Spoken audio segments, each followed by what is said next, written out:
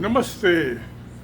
आजकल 8 तारीख की सुबह अर्ली मॉर्निंग मिडनाइट से जब इंडिया की एयरफोर्स के कुछ प्लेन्स ने पाकिस्तान के कब्जे वाले इलाके पे जम्मू कश्मीर में और जो मेनलैंड है लाहौर और दूसरी जगह इंटरनेशनल बॉर्डर का क्रॉस अटैक किया, बम मारे, क्या मारे ये जाने, मारने वाले लड़ने वाले जाने, हमें क्या पता हो, आपको क्या पता प्यारे दोस्तों। तो ये लड़ाइयाँ होती रही हैं ये साउथ एशिया में, कोई नई बात नहीं है। तो एक आम आदमी तो इसको तमाशे से ज़्यादा कुछ समझा नहीं है। एक ज़मीन के लिए लड़ाई होती है। अब आप ये देखिए कि चंद्रगुप्त मौर्य उससे भी पहले महाभारत के ज़माने में गांधारी दुर्योधन की माँ अफगानिस्तान के गंधार से थी और चंद्रगुप्त मौर्य के ज़माने में अफगानिस्तान भारत का हिस्सा था, इंडिया का हिस्सा था। तो अब वो चलता रहा, मुगलों के ज़माने में भी चला। जब को जैसे प्रिंस जो था, ये जो बाद में जहांगीर बना, सलीम, उसको काबुल का गवर्नर बना दिया सूबेदार अकबर ने। तो हमेशा से जो था ये अफगानिस्तान पे भारत का राज रहा। उसके बाद ब्रिटिश आ गए थे, ब्रिटिश इंडिया हो गया था, ब्रिटिश रूल हो गया था। पहले ईस्ट इंडिया कंपनी का था, उसके बाद फिर क्राउन गवर्नमेंट हो गई 1857 के गदर के बाद 1858 में। तो वहाँ पे ईस्ट इंडिया कंपनी वो 3 अफगान वार, 1 फर्स्ट सेकंड थर्ड। तो जो थर्ड अफगान इंडो अफगान वार में मारे गए थे, तो इंडिया में दिल्ली में जो इंडिया गेट बना हुआ है तो उनके फौजियों के नाम लिखे हुए हैं। और जो 3 मूर्ति हाउस है उसके सामने 3 मूर्ति लगी हुई है एक राउंड अबाउट पे, वो थर्ड अफगान वार की यादगार में है, आज भी खड़ी है। तो मगर रावलपिंडी ट्रीटी हुई थी 1919 में, 1919 में। उससे ट्रीटी से अफगानिस्तान को आज़ाद कर दिया ब्रिटिश इंडिया ने। यानी समझिए, लगा लिए मोटे तौर पे 110 साल पहले। और एक ड्यूरल लाइन बना दी, नकली इमेजरी कि ड्यूरल लाइन उधर अफगानिस्तान, इधर ब्रिटिश इंडिया। अब वो ड्यूरल लाइन पाकिस्तान के उसमें है, वो भी डिस्प्यूटेड, अफगानिस्तान नहीं मानता उसको। पाकिस्तान कहता है तो ब्रिटिश बना के गए हैं। चलो निमट जाएगा मामला, नहीं निमट, लड़ाई हो जाएगी। और उसमें कौन सी मुसीबत है, इंसान की तो फितरत में लड़ना है। पॉलिटिक्स सत्ता के लिए होती है, सत्ता में लड़ाई के लिए होती है। आपस में लड़ते हैं भाई भाई, कौरव पांडे लड़ रहे थे भाई भाई आपस में, ये कोई बड़ी बात नहीं। तो 1919 में तो ये अफगानिस्तान इंडिया से अलग हो गया। उसके बाद 1925 में तो राष्ट्रीय सेवक बना, हेगड़े ने उसकी नींव रखी।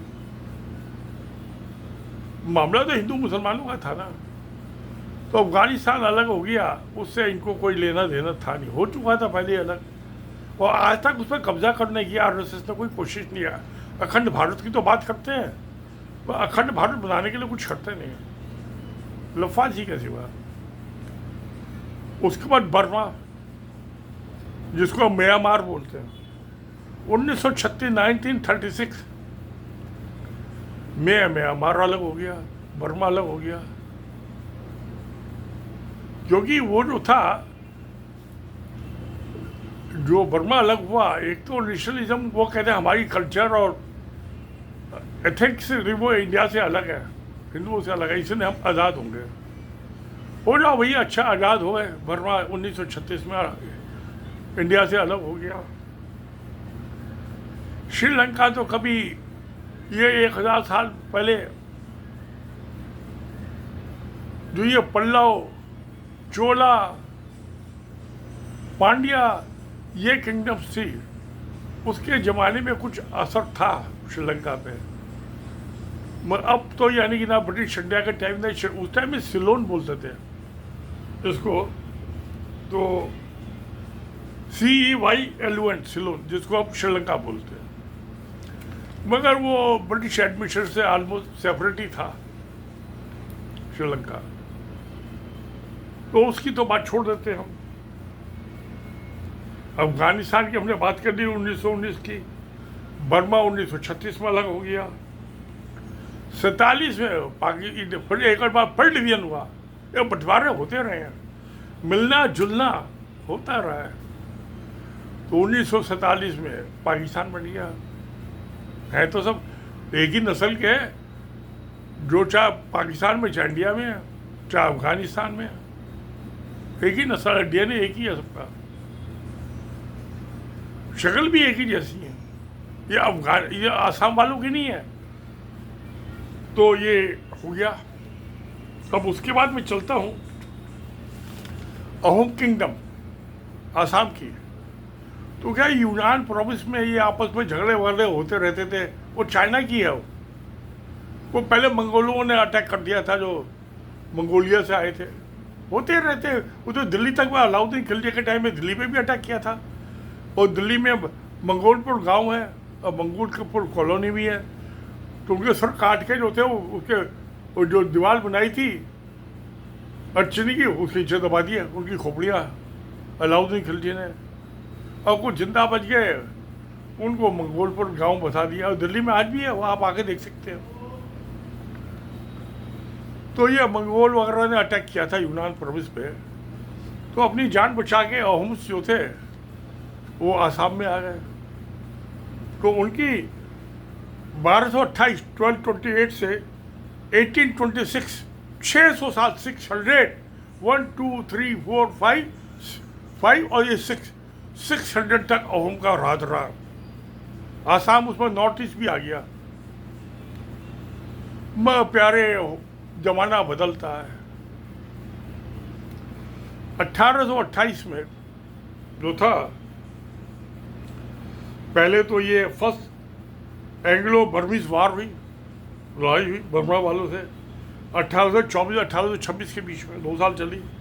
उसने अहोम किंगडम को बड़ा कमज़ोर कर दिया। अब जो कोई कमज़ोर हो गया तो ईस्ट इंडिया कंपनी ने कब्जा कर लिया 1826 में। तो उनकी मदद से भगाया था ना अहोम्स ने। तो जिसने मदद ली वही कब्जा करके बैठ गया। बड़ी ना गैर-इंसाफ़ी हुई ना कि मैं आपको किसी को मदद मांगूँ और वो मेरे मकान पे कब्जा करके बैठ जाए। बैठ गई, क्या करे, मजबूरी है, कुछ कर नहीं सकते। वैसे तो कमज़ोर हो गए बर्मा से लड़ाई में, और जब कमज़ोर हो गए तो कोई ना कोई तो कब्जा कर ही लेगा ना। जैसे हम बीमार होते हैं, हमारा इम्यून सिस्टम वीक हो जाता है तो कोई ना कोई दूसरी बीमारी लग जाती है। चलिए हो गया सो हो गया, अब क्या उसको रोना, क्या गाना, हंसो। अब ये नेपाल पे आओ। ईस्ट इंडिया कंपनी तो ट्रेडिंग कंपनी थी, बिजनेसमैन। तो वो जो चाइना से ट्रेड करना चाहते थे, व्यापार, भाई आप खरीदो बेचोगे तो ही मुनाफा होगा। एक कंपनी का धंधा क्या है।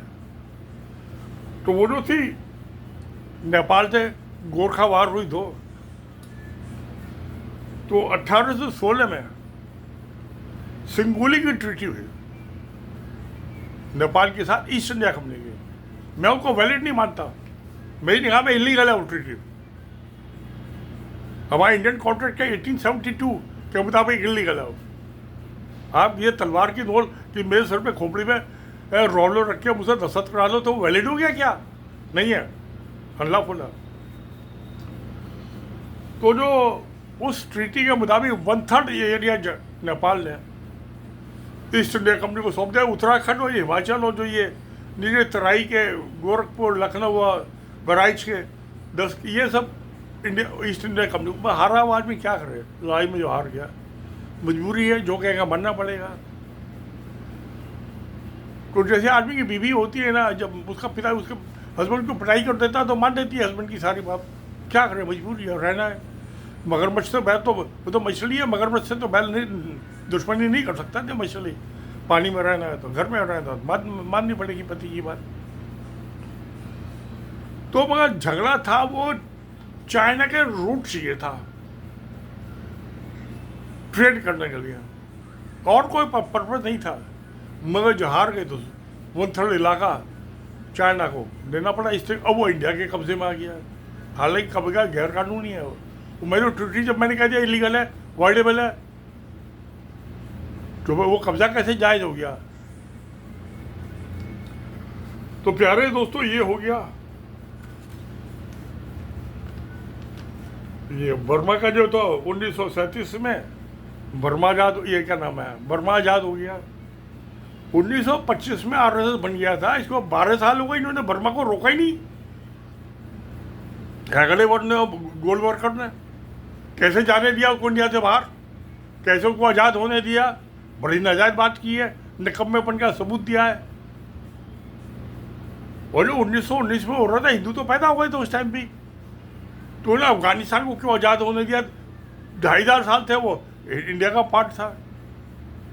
रावलपिंडी से जो एग्रीमेंट हुआ था वो अफगान किंग और अमनुल्लाह खां इसके ब्रिटिश क्राउन गवर्नमेंट में, हम तो थे ही नहीं बीच में, आप थे, तो मैं उसको भी नहीं मानता पहले से। अफगानिस्तान को अपना हिस्सा मानता हूँ और अपना उनको दोस्त और भाई मानता हूँ। अफगानों को बड़े प्यारे आदमी होते हैं। वो काबुली वाला जब हम छोटे थे तो वो कहने में ड्राई फ्रूट्स बेचने आते थे, औरतों से बच्चों से हंसी मजाक करते रहते थे। जाड़े में वो गर्म कपड़े भी बेचने आते थे और बड़ा सा थैला लटकाए रहते थे कंधे पे। बहुत मेहनती आदमी है, मजबूत आदमी है। तो यानी कि इसका मतलब ये है कि व्हाट इज इंडिया, भारत है क्या, कुछ नहीं है।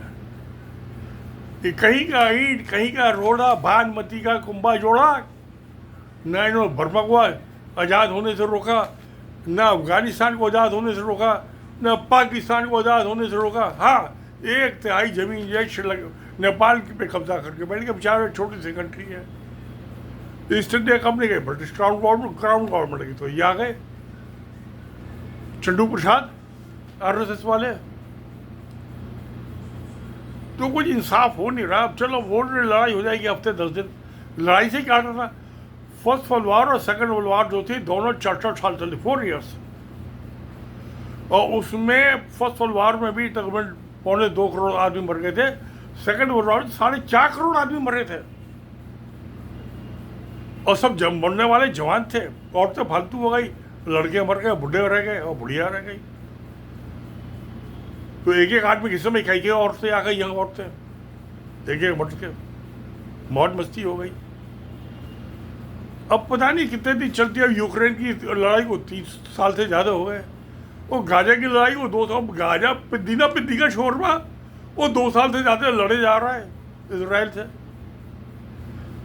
तो मेरे ख्याल में अगर जो ये अभी इंडिया पाकिस्तान की लड़ाई फर्स्ट थोड़ा सेकंड 4 साल चल जाए तो कोई नुकसान वाली बात नहीं है। तो मुझे तो पेंशन मिलती रहेगी, मुझे क्या फर्क पड़ रहा है। और चलो देखते हैं 4 साल, तो अभी तो ये 2 ही 3 दिन हुए हैं, कोई भी बचाव करना नहीं आ रहा। क्योंकि ट्रम्प जो है उसने कह दिया हमें कोई लेना, आपस में लड़ो, समझौता करो, करना करो, नहीं करना मत करो, हमें कोई लेना नहीं। उनको जो टैरिफ वार चल रही है उसकी, टैक्स की वार, तो खैर लड़े, हमारी आपकी क्या लेना देना, मौज करें। हम तो तमाशा देख रहे हैं, वीडियो बना रहे हैं, हंस रहे हैं, गा रहे हैं, मौज मस्ती बता। तो क्या है, यही तो है सत्य है। तो सत्य में जयते। नमस्कार, धन्यवाद।